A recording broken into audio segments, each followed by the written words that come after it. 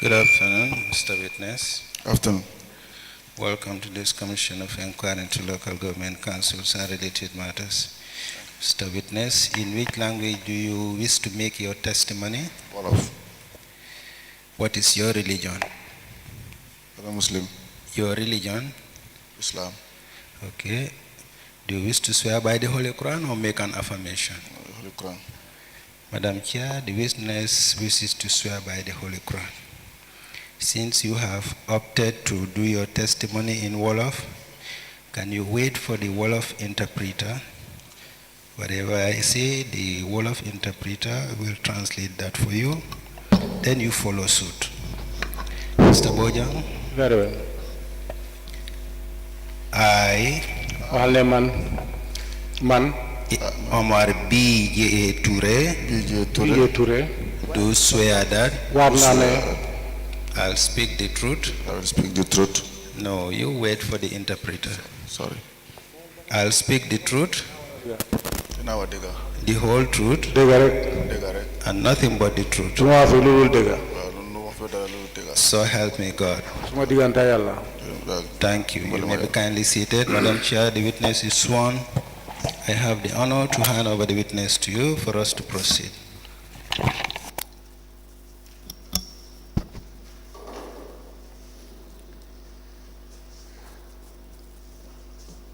Good afternoon, Mr. Touray.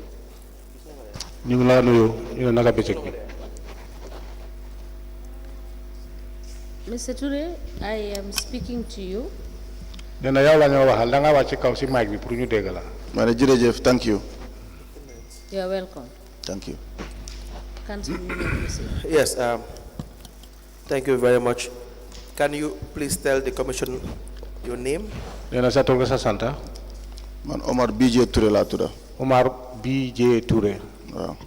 What is your address? Banjul. And you were the deputy mayor for Banjul City Council? Deputy Mayor Banjul City Council. Former deputy mayor, wow. Former Deputy Mayor, yes. You gave a statement to the investigators, an additional statement. Danga joxe won statement bi ci investigators the additional statement. Wow. Yes. What is the level of your education? Nena sa jangam bi fal nga door ak 4M. GDTI la M. I graduated at GDTI. Which course? Ban course? Construction. Construction. When was this? Nena li kagn la won? Around 99 la. This was around 1999 2000. Please to 2000. Go through the witness statements. Nena settle sa witness statements. After which you can tell us whether those were the statements were obtained from you. Nena ci kaw soko sété nga dal lu ñu wax nda sa boss la wala det.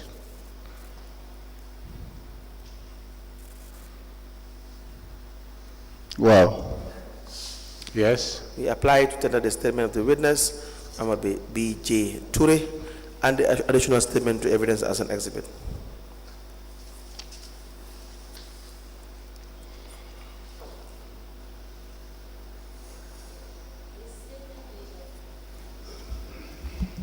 The statement dated the 21st of September 2023 is hereby admitted in evidence as an exhibit, and it is marked as LGC/BCC/OBJT/001. Ask the commission, please. Now, during your time as the deputy mayor, this was in 2016?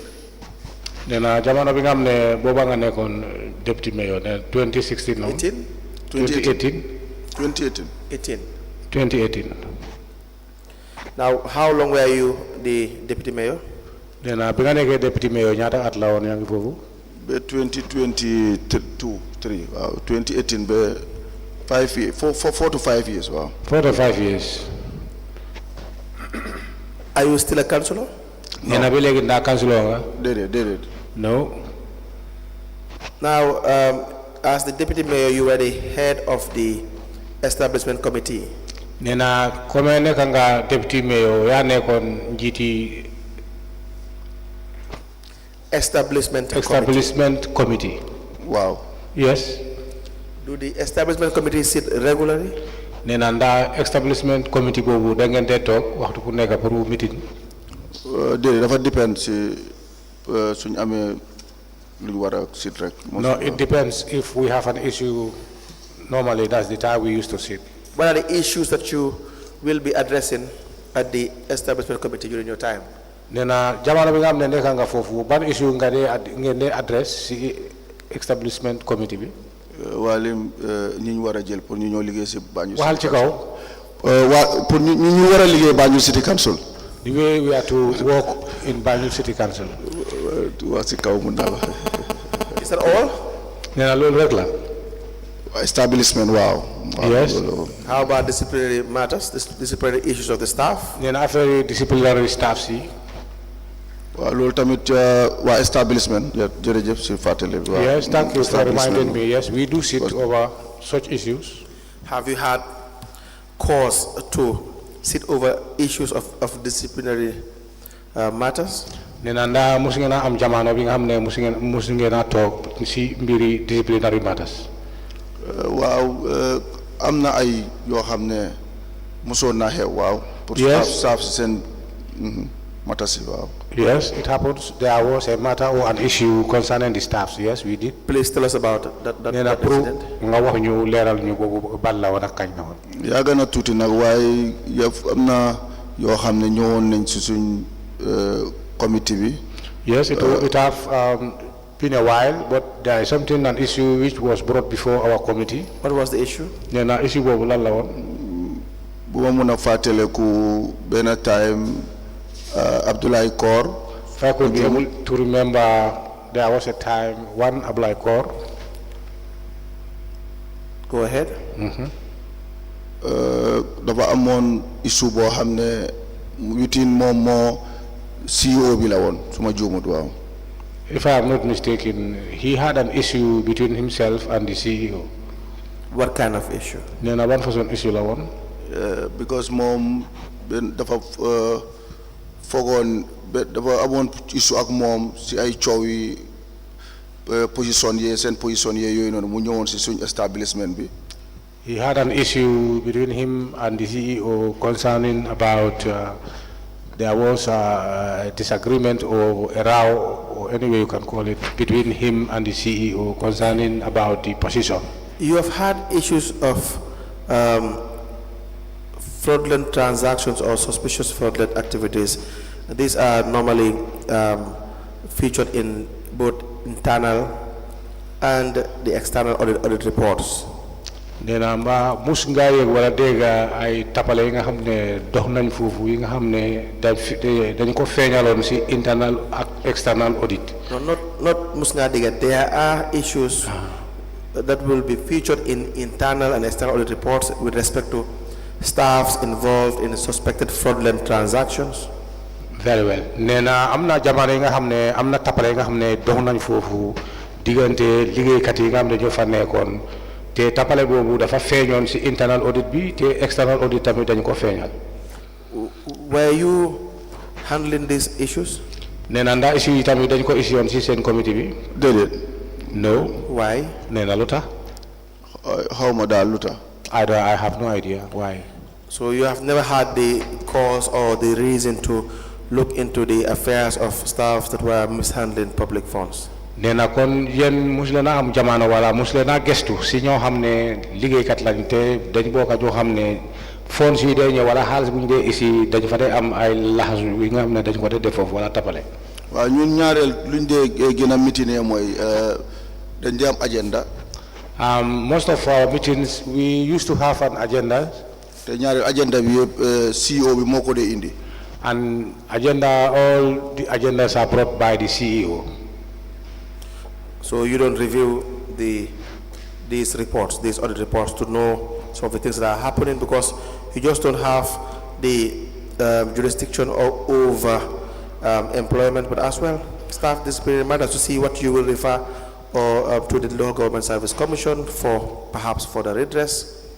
Nena kon dafa melni yeen do len tay gestu ci auditors yi sen report bi internal ak external auditors yi sen report yi pour mëna xam ñoo xam ne liggéeykat lañ waaye seen mbir moom doy na waaru dañ dee bokk si tapale wala dañoo seen xaalis dee manqué. nee na doo leen dee gëstu loolu tamit. loolu mënuma koo remember. I cannot remember that. Now, employment.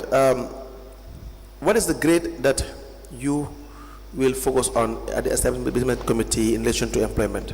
nee na léegi yéen establishment committee soo leen di jël nit pour liggéey nee na ban fànn nga dee seet pour jël ko. ñaareel grade 1 ba grade 5 boobu loolu la woon suñ doole boobu. Our powers start from grade 1 to grade 5. Do you handle all employment matters at the committee?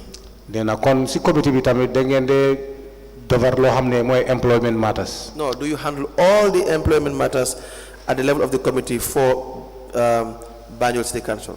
nee na kon affaire employment matters yëpp da ngeen ko day am si committee bi loo xam ne concerne na si Banjul area City Council.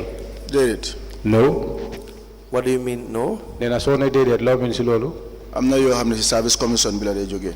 Some of them are from the service commission. Yes, but how about the CEO? Does he appoint without consulting the establishment committee?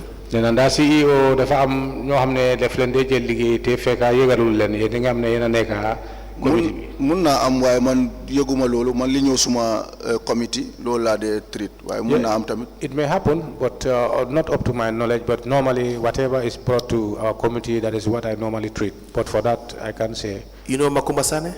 Xam nga ku ñëw Makumba Sane? waaw xam naa ko. Yes, I do. He was employed? nee na dañ ko jëloon foofu liggéey. waaw. Yes. Did you work on his employment being the chairman of the establishment committee? nee na ndaa yow comme nekk nga woon jiit si establishment committee nee na ndaa am nga woon loxo si employment bi wala pour jël ko liggéey. waaw. Yes. Tell us about the employment of Makumba Sane. nee na léegi pour nga wax ñu Makumba naka la jaaree wala naka lañ ko jëlee liggéey foofu. waaw man li ma mun a xam si loolu mooy 2018 ñun ba ñoo ñëw council mun naa laa wax ne man maa mayor bi as deputy mayor. What I can be able to say about him is about 2018 when we came there, as I was the deputy mayor, myself and the mayor. ñun de ñëwaale woon ak Max mooy woon campaign manager mayor bi.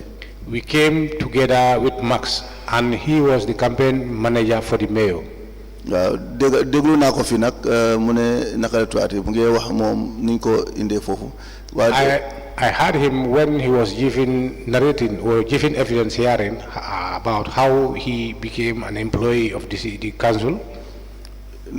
As advisor, parce que ñun dañ fekkoon advisor position boobu tamit council mu available on. As he said, he was there as an advisor because when we went there, we found that position was available. Because CEO bi moom moo ñu daan advise technically about vacancy fa am ak ni council doon demee. It was the CEO who were advising us about the vacancies there in councils. Tomorrow CEO na Bachili la mean, Mustafa Bachili. And when I say CEO, I mean Mustafa Bachili.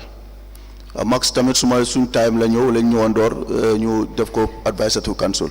And for Max too, he came during our time, we came together and he was appointed as an advisor to council. Yeah. Yes. You discuss his appointment on contract at the level of the committee, the establishment committee. The mom establishing committee bi ngeen koy jël li ngeen waxtaan ak moom mooy nda mbiri contract. Wow. Yes. Were you present? Nee na fekkee nga woon waxtaan boobu. Yëfi Max moom fekkee naa ko waaw. Yes, for that of Max I was present. Yes. Waaw fekkee naa yooyu waaw. Yes, I was present. Because loolu early days la moom ben just duga see moom. Yes, this was in the early days when we first came to council. Now, how did you negotiate the consultations that were given to Max? Did you guys review his qualifications? Nena bi ngeen naka ngeen doxalee mbiram bi consultation yi nga xam ne bu Max bi su fekkee ne time yi nga xam ne ñëw na ndax da ngeen review loon pour seet mbiram. waaw loolu moom laa wax ni seetuñ loolu, to be honest. That is what I am trying to say. We never checked that, to be honest. Because ñun CEO moo ñu doon advice naka la ñoo def. Because we are always advised by the CEO the way we are to go ahead. So Max's appointment was not based on qualification. Nena kon mbiri Max moom jël ko liggéey bokkutoon wala based on si qualification yi nga xam ne yooyu la war a am. to be honest. That is true, to be honest. It was purely based on the fact that he was the head or the campaign manager of the mayor and the mayoress, and therefore he had to be given a place. Nena kon mom sabab bi pour wax ne sababu tax mu ñew liggéey bi moy musna neka wala mo nekkon campaign manager bi ni li mo taxone ñu dal di ko ici pour ñu jox ko liggéey fofu. Lolu degala. That is true. And this is the decision of the mayoress. Nena telli halat mayoress la. Muna nek halati mayor waye lima muna xam moy ne ñew na ci establishment bi jël nañ ko without qualification. Yes, it might be her own decision, but all I know is that he came and passed through the establishment committee and he was employed without qualification.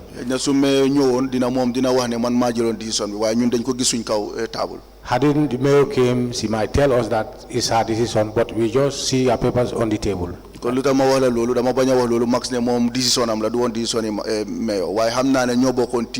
The reason why I say that because Max may come and say this is his own decision, not that of the mayor, but they are of the same team. Because Max decline. Max can be able to, or he would be the very person to declare. You were elected. Election. So you came in lawfully. You came in lawfully.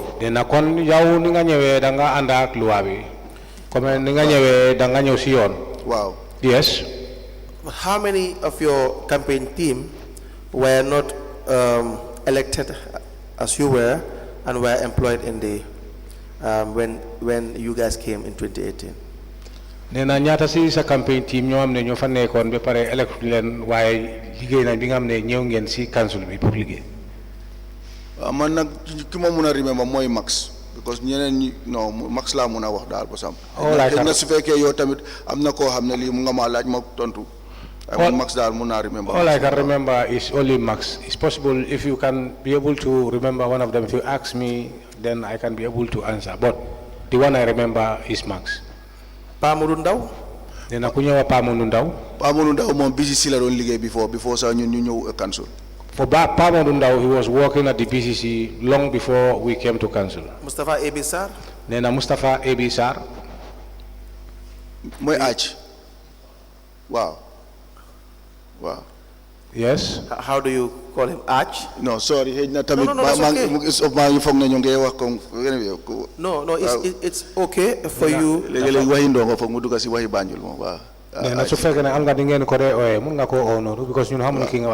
Mustafa Sarr. Mustafa Sarr. No, it's also okay if you know the name that he's known for. It will only aid the commissioners to know exactly who we are referring to. Nena su fekkee ne xam nga tamit nickname am bi su fekkee ne am na nickname bi nga xam ne boobu moo jëna kii nga wax ko ñu nga gis ne commission tamit dina yëg ne soo ne kii comme ni nga waxee affaire Max. There is something wrong in that. jërëjëf. Yes, nena loolu dara yaaxut foofu. Yes, so thank you.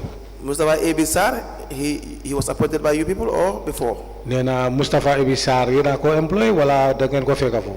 I soon time liggéey na B.C.C. su fekkoon liggéey na before sa xaw ma ko woon waaye suñ time liggéey na B.C.C. waaw. All I can tell is that our time, this was the time he worked with the B.C.C. I cannot tell exactly whether he have been to B.C.C. before our time.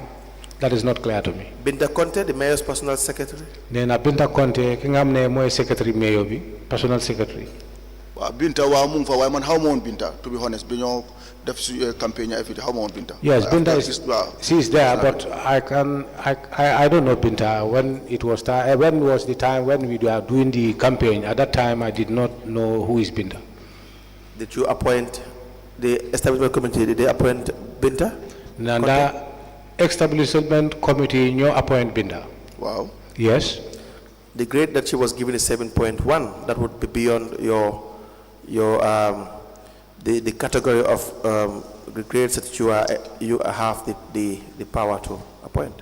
Anyway, nena grade bu am moy 7.1 nena bobu nek na bo xamne dole grade bo xamne nek na grade bu kaw bi nga xamne bobu so mun na joom ci li mo la wax ne grade living be 7 grade 1 be 5. It might be a mistake when I say that the people we employed is from grade 1 to 5. So fekkoon gisoon na document ci jaaroon na establishment ne ñun ñoo def li waaye xam naa ne Binta suñ time la ñëw.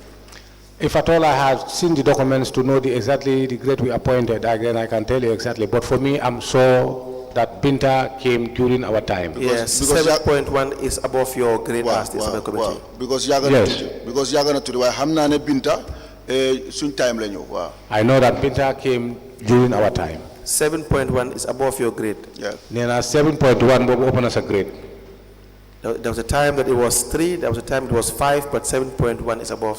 Nena amna jamono bi nga xamne mu ngi 3 5 why 7.1 bobu mo kawe mo nekk ci kaw. Legi yang mo buga wone legi Binta lool la nekk o ñun non lañ ko appointé. Is it, I want to be clear, is it that you want to tell me that is how she is now or that is the way she was appointed? That's the appointment. That's a little more appointment. Dañ ko jël. Yes. The time she was appointed, yes. Mun time ñu ko indi jël. Yes. Okay. Okay. You know, Ramata Job? Nena xam nga Ramata Job.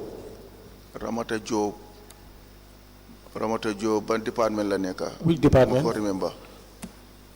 Ramata Job is trade license collector. Nena trade license collector. Mun na nekk waaye remember more that name, to be honest. It may be possible, but I don't remember that name. Do you have an establishment file? Nena am nga establishment file. Amoon nañ establishment files. We do have establishment file. So for the period you were there as a deputy mayor, we'll make an application that you go back to B.C.C and get the establishment file for that period and the appointments therein during the time that you were the chairman. Nena legi jamono bi nga xamne saafu nga fofu deputy mayor bi nga nekké fofu be nga génn nena jamono bobu suñ la laajté pour nga isi ñu file bi ak ñoo xamne sen employment bi nena nda mën nga ko def. Waaw dama daan am copy. Yes, I do have copies. Will you be able to produce this? Nena mba mën nga ko binda. Nda? Okay, okay. Nena nda mën nga ko isi. Foog ma demaat B.C.C de. I have to go back to B.C.C. Yes. Yes. Honorable Chairperson, we apply that an order be passed on to the Chief Executive Officer at Banjul City Council to produce the establishment file from 2018 to 2023.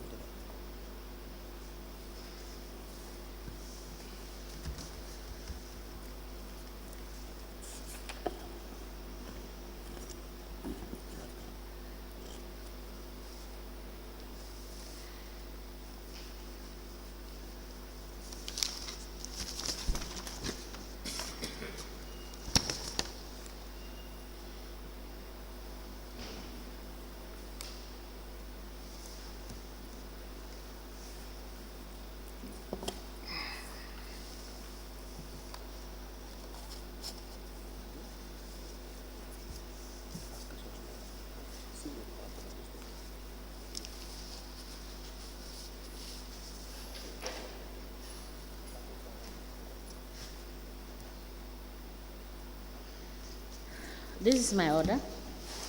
Upon application by council, the CEO of Banjul City Council is herewith ordered to avail the witness, Mr. Omar B.J. Touray, the establishment file for the period 2018 to 2023. I make no further orders. And this, sorry, before I make this, let me take it again. Upon application by council, the CEO of Banjul City Council is herewith ordered to avail the witness, Mr. Omar B.J. Touray, the establishment file for the period 2018 to 2023. And this should be produced to the Commission on or before the 10th of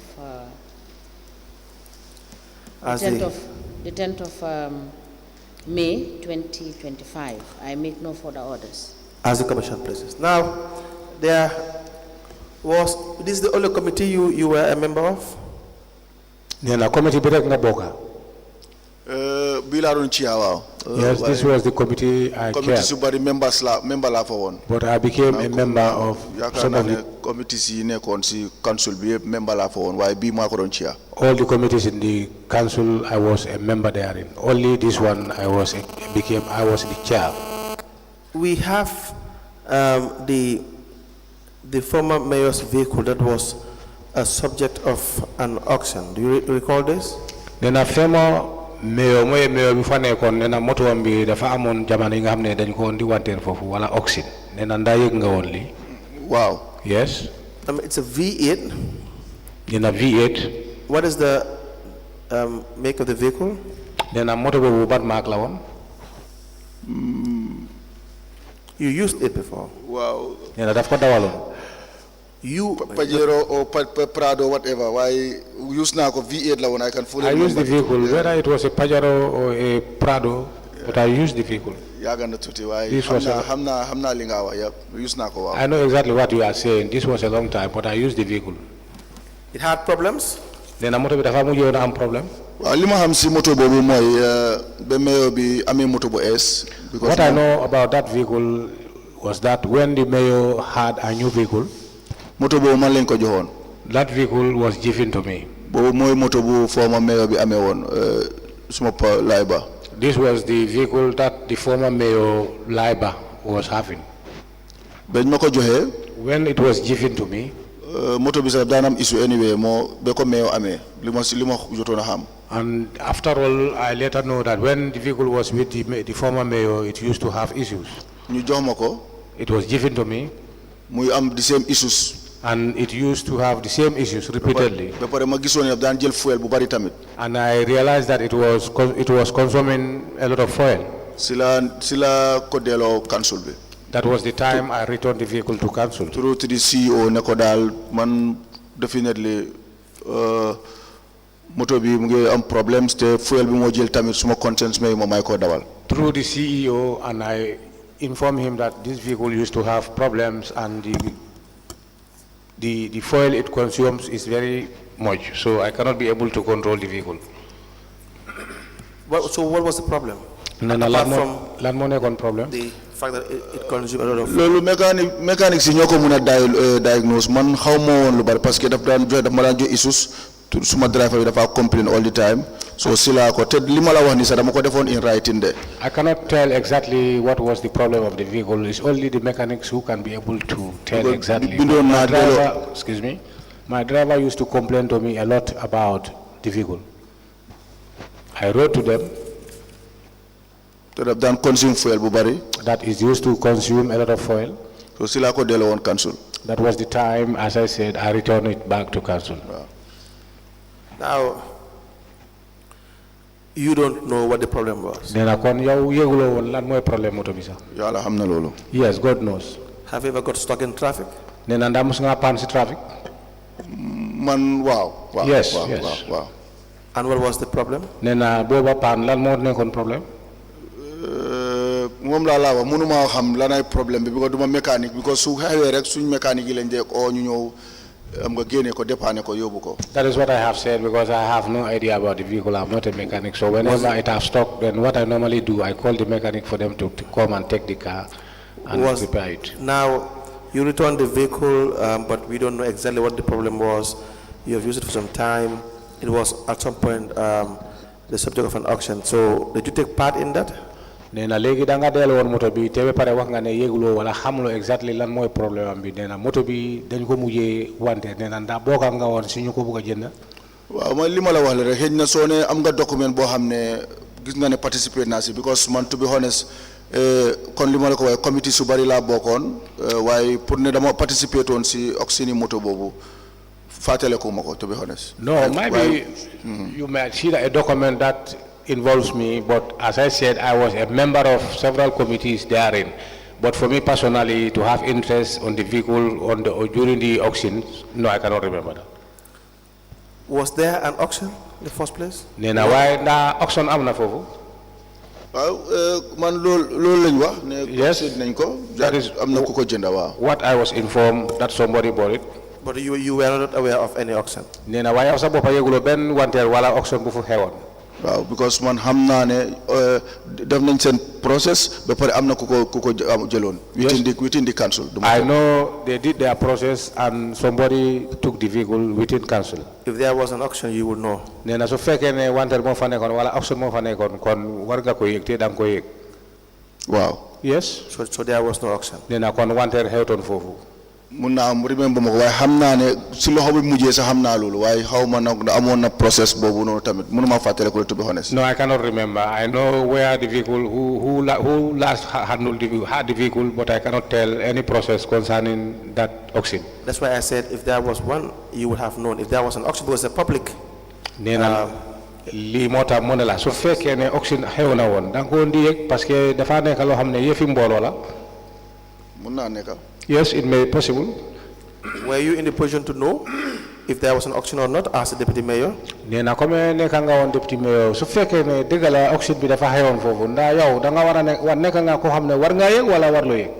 war naa ko war a mun a yëg. Yes, I could be able to. And so because you don't know, so there was no auction. Nee na comme léegi yëguloo kon mooy dara auction am ton. mun naa nekk. Yes, it may be possible. No, do you agree? Nee na nangu nga wala nanguloo.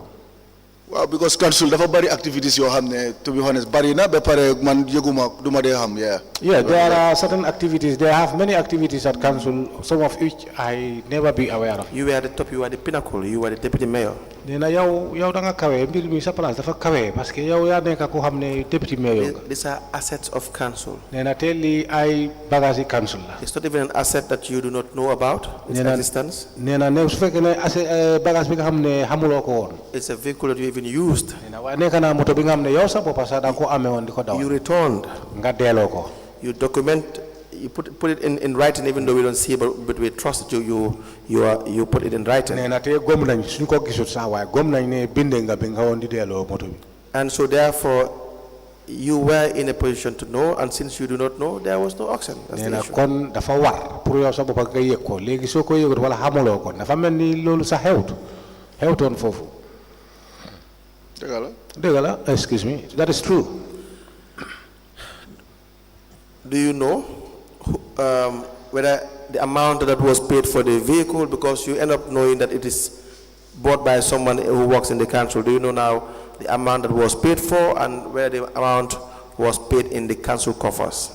Nee na léegi comme yow sa boppa wax nga ne da nga mujjee xam kan moo jëndoon moto bi te si biir council la woon. Nee na mbaa xam nga njëgi bi mu ko jëndoon ak xaalis bi nga xam ne boobu la jëndoon moto bi ndax dafa duggoon si council wala déet. déedéet. No. Okay. Fatou Sira Cissé bought the vehicle, correct? Nee na ku ñuy wax Fatou Sira Cissé moo jëndoon moto bi. waaw. Yes. Who is Fatou Sira Cissé? Nee na kooku mooy kan suñu ne Fatou Sira Cissé. yàlla ko yàlla yërëm suma secrétaire la woon. Fatou Cissé waaw. She is late. dafa gaañu waaw. She is late. May God forgive her. She was my secretary. Yes, she was your personal secretary as deputy mayor. Personal secretary, we can go deputy mayor. Wow. Yes. And so it kind of reaffirms what we were discussing, that it was so close that you could have found out how much was paid and whether it followed due process. Nena kon mom pour mom nit mun na wax ne mun nga nekk parce que ko xam ne daf la jegeñ si yow si saroon la nekk nda mun nga xam ñaata la ko jëndoon ak moto bi xaalis bu mu ko jëndoon nda si council bi la de wala déet. Or were you the one who organized it? Nena wala da yow sa boppa yaa organisé woon mbir bi. yàlla xam na ne organisé suma ko ba pare xaw ma ñaata la woon. God knows I never organized and I don't know how much was it. And you did not find out? Nena te talloo tamit pour mun a xam ñaata la wala naka la. waaw. Yes. parce que munoon naa nekk loo xam ne sax bindoon nañ ma ko ñu def ko suma indi ko suma taabula yooyu waaye xaw ma woon ñaata la, to be honest. Hadn't it was written and it was brought to my table, for that I will know, but definitely God knows I don't know nothing about it. Should you have asked? Nena dafa waroon pour nga laajte. When you say had with the vehicle? Bi nga ko gisee ak moto bi. waaw waroon naa mun a laajte. Yes, I should have asked. Why did you not ask? Nena lu tax ña laajte loo. xaw ma daal xaw ma xëy na laaj naa ko sax dama fàtte, to be honest, waaye I'm not sure. I don't know. It might happen that I even ask her and I forget. I'm not very sure. Did you ask? Nena nga ko laajte. No. No. Why? Nena lu tax. anyway how much. I have no idea why. Was it because she was your secretary at the time? Nena jamana bo mu ngi nekkon sa secretary. Wow. No, was it because she is your secretary? Nena lu taxone moy nda mo ngi saron sa secretary la li mo taxone wala? Bayuma hell all day, to be honest, council. I cannot remember that, council, honestly. If you had seen the same vehicle bought by somebody else that you're not close to, you would really find out as deputy mayor. Nena moto bi nga amne xamé nga ko te amé nga ko won soko gisé tamit kenen amé ko te ci saron la nekk nena dafa war pour nga laaj. No. If it was someone else not close to him, not being the personal secretary, if it was someone else, you would have found out, try to find out, because it's council's assets. Very well. Nena because li nekk na bagage council. So su fekkee ne ku ko jëndoon nekkutoon sa secretary wala jege ñut la dafa la sori. Nena dafa war nga laajte pour mun a xam. Not moom mu nekk suma secretary sa loolu moom lu ma waroon a def la. Yes, it's because of not she was my secretary. Definitely this was a duty that I was supposed to do. Not ci télé lay waxee sa waaye dama waat te man ñi ma waxal waa Banjul xam nañ ne duguma si lu leneen. I'm speaking publicly in the TV, and the people of Banjul, they know that what I'm speaking the truth. I'm not saying something that does not happen. Because du benn du ñaar. It's not once or twice. Lijantina yeneen yoo xam ne sama waaw, to be honest. I did something or other things that you know is better than this. Thank you. On the appointments, you said on the issue of the appointment of Makumba Sane, Aissatou Njai, as mayor's secretary, Pamodu Ndao, Margaret B. Samba, as mayor's protocol officer, Binta Conte. It was done by the establishment committee and appointment under my leadership. However, for the position of the above mentioned staff, I was not aware of any advertisement concerning their positions. You had said that these people I named. Nena li sa wax la de sa kaddu la nena nit ñi nga am ne ñooñu la limal fi léegi nii. Makumba Sane. Mooy Makumba Sane. Aissatou Njai. Aissatou Njai. Pamodu Ndao. Margaret B. Samba. Margaret B. That's Samba. the mayor's protocol officer. Mooy mayor's protocol officer. Binta Conte. That this was done by the establishment committee. Wax nga ne ñi seen liggéey jël liggéey bi established committee bi ñoo ko def. But these positions were not advertised. Nena waaye seen position bi advertise suñ ko. Dëgg la. Yes, that is true. Why is that? Nena lu tax. Kon ni ma la ko jikkoon a wax rek ñun dañ ñoo ees. As I said to you earlier on, when we lu ñoo def dañ dee laaj CEO bi. whatever we used to ask the CEO. Waaw dañ dee laaj CEO bi moo jox ñu advice. Then from there he used to advise us. Waaw waaye ñi nga tudda ni yëpp. By all the people you named after. Loolu de waaw lu ma fekkee la moom. That is in my present. Especially bu Maguette bu kii bi Max bi. Especially that of Max. ñeneen ñëpp after leen ñëw join si ak père yooyu waaw.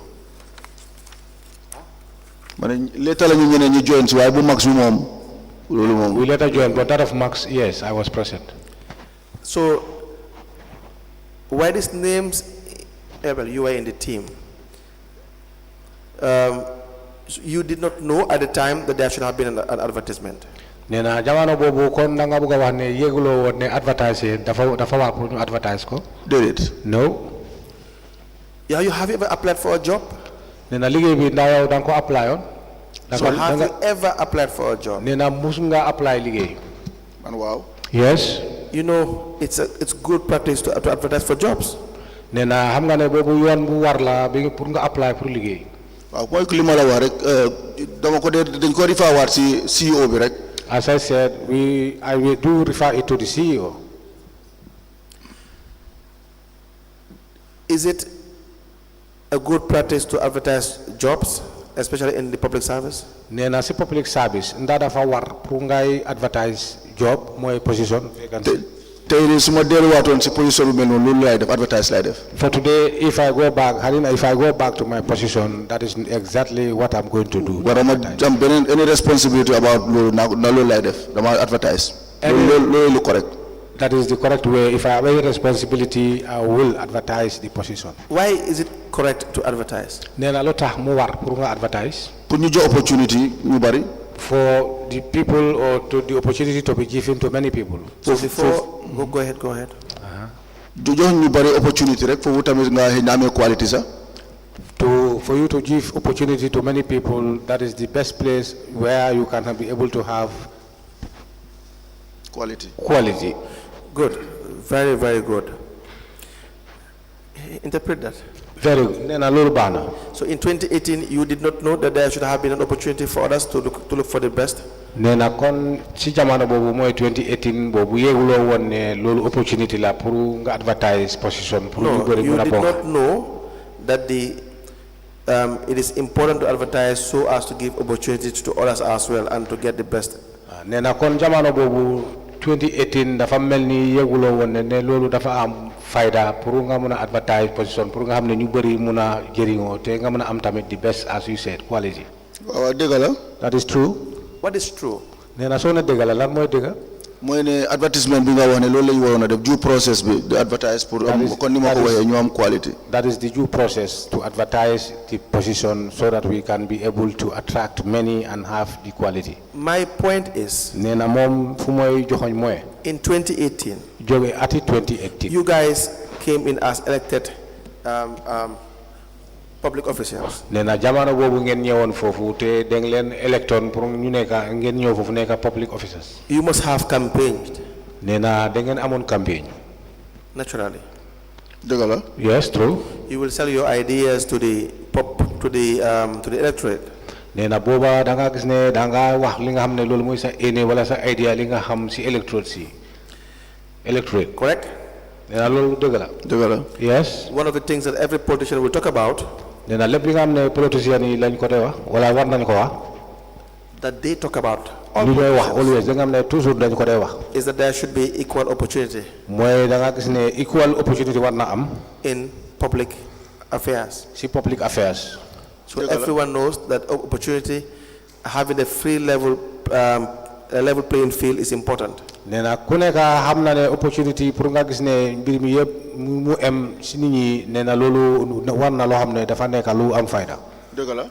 That is true. That you, Omar B. Touray, Nena yow Omar B. Touray, you need the opportunity, equal opportunity to contest elections, and if the people want you, that they will vote for you. nena am nga benn yëpp boo xam ngeen opportunity bi nga xam ne soo bëggee place nga taxaw nit ñi suñ la bëggee ñu elect la. Degala. That is true. That you, Omar B. Touray, Nena yow Omar B. Touray, being a Gambian te nekk nga Gambian and a Banjulian, te Banjul nga waa Banjul nga. that you will have the opportunity to vie for the position of a mayor if you want to. Nena am nga jot wala am nga opportunity pour nga taxaw position mayor soo ko bëggee. Degala. Yes, that's true. And for all other opportunities that Banjul has to offer. te opportunity yi nga xam ne lépp opportunity yi nga xam ne waa Banjul yi soxla nañ ko war a Banjul dañu ko war a joxe. Degala. That is true. So when you were appointed, nee na bu ñu la jëlee you were appointed based on opportunity that was given to you by the people. nee na da nga gis ne opportunity bi nga xam ne nit ñi ñoo la ko jox opportunity boobu lañ la jëli liggéey bi. Degala. nee na du dëgg. So when you were appointed, nee na bu ñu la jëlee you should also accord the same opportunity to the people of Banjul. nee na yow opportunity bi nga xam ne jox nañ la ko waa Banjul ne jox nañ la ko yow tamit da nga war a def sa kattan nga delloo opportunity boobu si waa Banjul yi. For these positions. pour position yi nii. Is that not the case? nee na ndaa mbir mi du noonu. Degala. That is true. So the idea that you people decided to bring your own people, nee na waaye xalaat bi nga xam ne yéen am ngeen ko mooy pour ici seen nit ñi nga xam ne yéen seen nit ñi la. was not because you did not know nee na nekkutoon ne xamu leen. that you have to give equal opportunity to people. ne da ngeen war a joxe equal opportunity si nit ñi. But it's a way of what we call, excuse me, Chair, Delo Jukal, giving back to the people that were with you through the journey. nee na waaye di lu ñoo wax fii mooy olof lu ñoo wax delloo njukkal nee na lii yëpp moo tax. It can be a mistake. It can be a mistake. nee na mun na nekk mistake. It can be that you did it without realizing the consequences. nee na tamit mun naa taa def nga ko te yëguloo lu fa nekk texe bu fa nekk. But the truth is, nee na waaye dëgg mooy. it was a matter of giving back. nee na waaye soo ko seetee lu mu la wax rek mooy. to the people that you are with in the same team. pour nga delloo jox leen nit ñi nga xam ne ñoo la jàppale wala yéen a bokkoon mbir. Is that not true? nee na mbaa du dëgg. jërëjëf dëgg la. That is true. Thank you. li ma ci bëgg a wax rek mooy. What I want to elaborate is that. wax nga ne dañu war a joxe opportunity loolu wax naa la ko si njëlbeen. That you said we need to give opportunity, but I have said that earlier on. All the time yaakaar bi ñu amoon rek te du. The expectation we have. mooy ne ñun ñoo bokk groupe bi. that we are of the same group. ne suñ leen indee on board dinañ dimbale wante. When we brought them on board, we will assist one another. Towards luñ campaign. Towards the campaign, what we campaign for. te tamit ñiñ jël. And the people we took, waa Banjul lañ. they are all from Banjul. te tamit xëy na di am nañ few yoo xam ne dinañ ne fi qualification waaye ëpp doole bi am nañ qualification. And I know maybe few of them do have qualification, but the rest of them, or many of them, don't have qualification. Well, to be honest, to you, along the way, man gën naa am experience ne su doon tey du yéen ay du xewee noonu. I can say that this is a lesson for me. Now I have an experience. Hadn't it is today, things will not go like that. Thank you very much, Mr. Touray. Mr. Touray. Thank you for your honesty.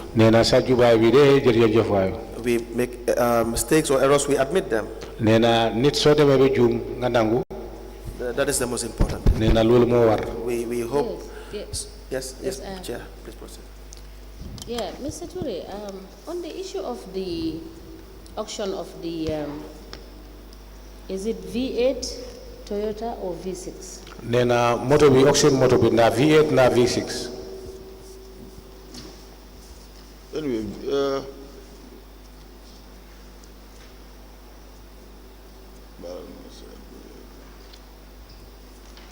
V8 la one anyway, V8, wow. Yes, there was an amount of $79,000 that was outstanding. What can you tell us about that? Because you said you were aware of your personal secretary having purchased the car, but you did not know whether it was by auction or not. And there was a balance of about 79,000. What can you tell us? Nena legi parce que yow sa car wax nga ne moto bobu sa waye ki mako jëndon nena waye am lo jëg bi ñaata la nena waye amna xaliss bi nga xamne des na bi nga xamne fayñu ko moy 79,000 nena xaliss bobu wax ñu naka la lolu xewé madame Chia man xawma nu mujjé démé de xamna suñ démé laccé accounts department bi wala CEO bi nañu ci léral. Madam Chair, definitely I have no idea. Unless if I go back and I ask, or the CEO is asked, he can be able to clear it out. We will want you to provide us information. Please noted as to whether the entire amount was paid. Okay. Okay. Yes. And my further question is, talking about assets of the council. What can you tell us about the leasing of Tanbi wetland to Sal Intertrade Company? Nena lease bigam ne lease ngako inter Sal Intertrade Company. Entertain company. Bigam ne dengen ko lease. Nena ndamo nga ñu leral fofu.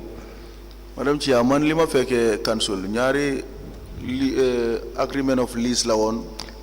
Madam Chair, what I found in council was that there was an agreement of lease Nigerian company with Nigerian company. One Nigerian company. What is the name of the Nigerian? Nigerian company bobu nu tudu? Exactly.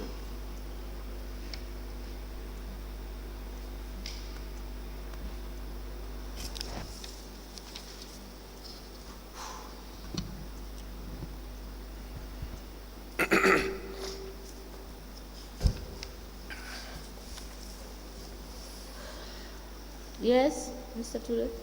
Momla said ni. Sorry, excuse me, I'm just going to.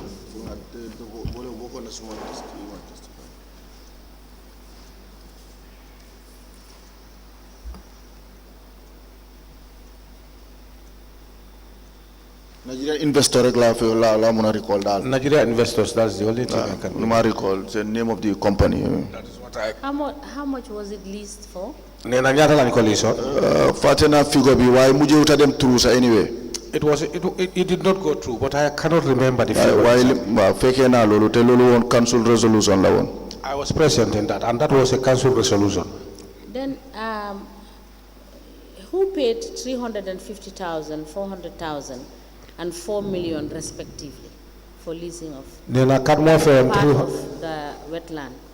350,000 and 1 million. 350,000, 350,000, 10,000, and 4 million respectively. and 4 million. Unless I check the Please records. help us check which companies were leased, you understand, part of the wetland. Nina sudul wetland tamit nga dal diñu dimbalé ñata compagnie ñoo liison. Man ñaari compagnie la fa xamone ñaari wa compagnie. I only knew of 2 companies. Yes, which ones are they? Then ak ban ak ban? Nandu ak Nigerian computer bi ni. Nigerian investors wa. One Nandu company and this Nigeria investors. Did Nando pay any money? Nena Nandu nda fay nañ xaliss. B.C.C. Si B.C.C. Lima understand Nandu doron na di fay affaire bu nekkon ciow. Yes. What I can remember, they started paying and later it became a row. Muna ñata la won lañ fay? Munuma xam fi ko bi. I cannot Is tell it you. not 2 million initially? Nena mbadu 2 million bu ñu doré. Munna nekka de way munuma remember. Okay, please note that and you get us information. It may be on that. possible, I cannot be able to remember. Muna nga binde ko pour nga baña fane. And what do you know about BY Consulting? Nena lo xam ci lu ñëwa BY Consulting. Consulting, who also leased what part of the wetland, Ki nga xam ne- 500 by 200. Kok tamit list na wetland 500 by 200 meters. No, munuma remember what No, I cannot remember Okay, that. please help us check and provide us with the information. Nena bobu tam nga binde ko so demé pour nga baña faté nga jappalé ñu pour mëna find out. For that one, there was an inflow, just to help you remember. Nena soy se mo There was an inflow of $125,000, Nena dafa nekkoon inflow bi nga xam ne $125,000. but what was agreed was $150,000. Nena waaye li nga xam ne loolu lañ d'accord mooy $150,000. So you can help us find out what happened with that. Nena lu mu jana bëgg léegi pour nga jàppale ñu nga find out pour nga jox ñu information. Madam Chair, nekatuma council nak how many dem ma deadline or what Yes, we will give you. We will give you. Madam an order. Chair, I'm not with council. Nena waaw nañ la Yes, jox. we will give you an order for them to provide. Dinañ you la with jox war information. cadeau mooy order. Pour Because soo as demee deputy mayor, nena nekk nga deputy mayor. some of these assets of council Nena bagage yi nga xam ne ay bagage ci council and the transactions there too, ak ñoo xam ne transaction bi nga xam ne dox na foofu. I believe that they must have gone through the council to give authorization. Nena gom nga de ba yooyu noonu dem na jaar na ci council pour ñu joxu digal. lolo wara And you are part of council. lolo wara am wa Nekk nga xam ne bokk nga ci That council. is why I believe that you have an idea and you know. Nena lii moo tax mu gom ne am nga fa ay te am nga xam-xam. So if you request for the information, they should be in a position to provide it. Nena kon soo demee ba laajte pour nga mën a am information nena ñooñu tamit dafa war pour ñu jox la ko. So we will let the registrar give you an order for that. Nena léegi suñ jógee fii dinañu wax registrant pour mu jox la order boobu. jërëjëf. Thank you ma. Yes, they were Standard Chartered Bank Nena soo demee Standard Chartered Bank gave you people some money nena daf leen joxoon yéen ay xaalis. to be able to contract cleaners, Nena pour ngeen mën a jot ay wala am ay cleaners. and you use that money to pay wages. Nena te xaalis boobu ngeen use ko pour fay wages yi mooy salaire wala fay bi. But going through the records, Nena waaye soo seetee soo toppee records yi mooy bukki yi lu fa binda. you could see that those same wages Nena da nga gis ne fay boobu bi nga xam ne boobu leen war a fay. have been contained in the wages that the council paid on a monthly basis. Nena boobu dafa feeñ si place bi nga xam ne wala council fay bi nga xam ne boobu lañ dee fay si weer bi. So please help us provide information Nena ba léegi de ñu ngi la dal pour nga jàppale ñu si information boobu. whether there was segregation between the workers that were temporarily taken as cleaners, Nena ndax dafa am segregation bi nga xam ne dox na seen diggante ak ñoo xam ne jël ngeen ko pour ñu which nekk funding temporary was cleaners. provided by Standard Chartered Bank. Nena da nga gis ne loolu information bu dañ provide si Standard yu nga jógee si Standard Chartered Bank. Whether they were not the same employees that were employed by the council to do the same work. Nena mbaa nekkut ñoom ñeena ñi nga xam ne ñooñu la council jël pour ñu def liggéey bi. All right, please note that. Nena binde ko pour nga bañ a fàtte. Thank you, Council. You may proceed. Nena jërëjëf. Chair, that's all for this witness until he comes back. Very well. Then I feel like I'm going to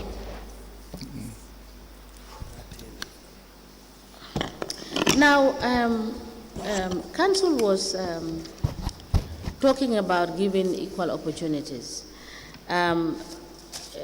Do you recall when Standard Chartered Bank again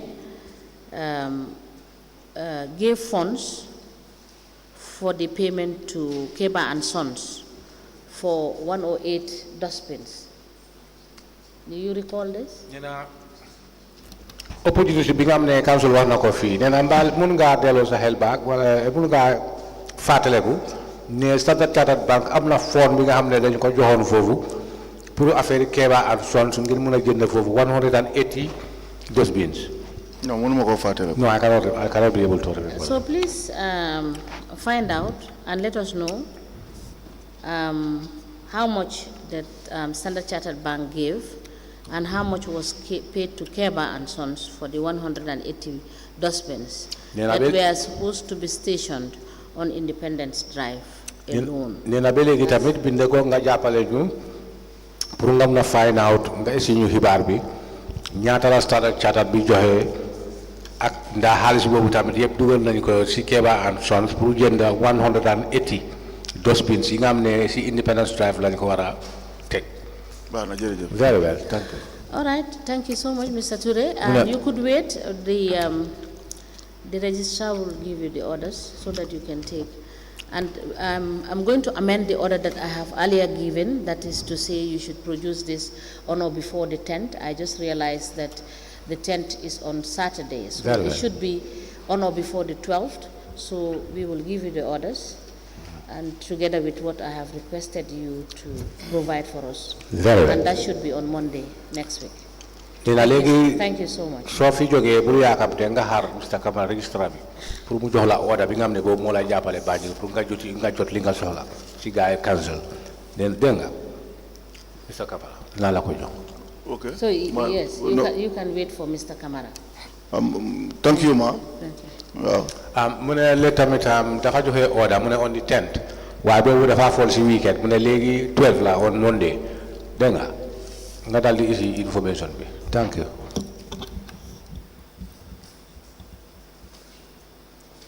Council? Is that the last witness? Yes, that's the last witness for the day.